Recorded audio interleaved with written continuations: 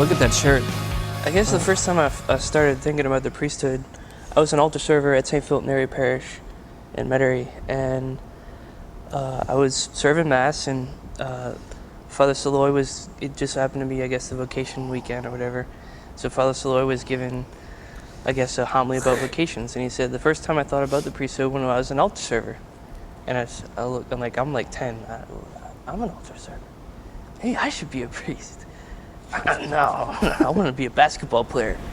I did want to be a basketball player. And then I burned myself right after this video. I walked with a cane up the aisle for my ordination. So I didn't really think about it for a long while.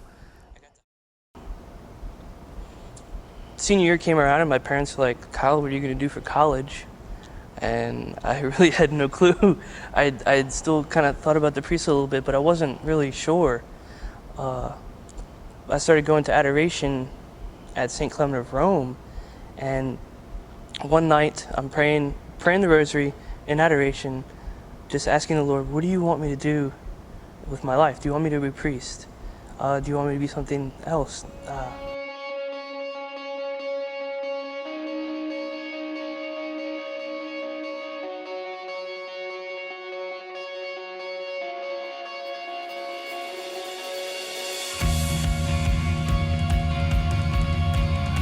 I'm in the Adoration Chapel. I arrive at this this dinner for priests after praying about the priesthood, and run into the priest that first made me really like dive deep into whether that's what the Lord wanted me to do. When I arrive at this dinner, the first thing that they give to everybody walking in is a button with the image of Our Lady of Guadalupe. And I was like, oh, that's cool. And I've kept that button. I still have that button. And as I went through the seminary and experienced all these different things in the seminary, every time that I felt that my vocation was confirmed, the image of Our Lady of Guadalupe would show up. It was so strange. I would give a vocations talk at a parish, and Ascension of Our Lord in Laplace, and I walk into the school, and there's this mat with Our Lady of Guadalupe. I walk into the seminary, and in the dorm, the very first thing that I see when I walk into the dorm is this big, giant, massive image of Our Lady of Guadalupe.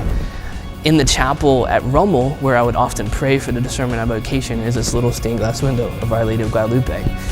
I would, when I would go in summer assignments, like Our Lady of Guadalupe would show up here, Our Lady of Guadalupe would show up there.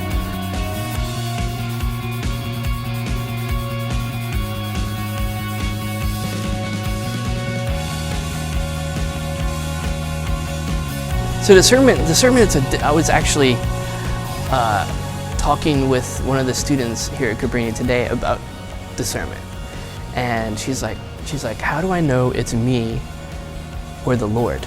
Like, how do I tell the difference? Like, like, you're 18 and you're asking the best question ever. Like, yay, thank you. I wish I would have asked this at 18. I just assumed that it was the Lord. Like, it wasn't until later that I really thought about, was that me or the Lord? Yeah, and she told her two things. Recognize what's going on inside of you. Like, recognize where peace comes from. If peace comes during those times that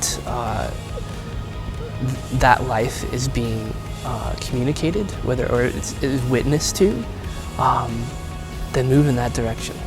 If there's a lot of restlessness in there, that's not a good thing. That means there's something broken in there. Now, that restlessness might also come from the fact that you're denying what the Lord wants you to do. So to really examine what that is. So 1, to look where the peace is. 2, to constantly pray. That experience that I had in adoration was after 8 months of praying every single day, Lord, what do you want me to do? Like, what is my vocation?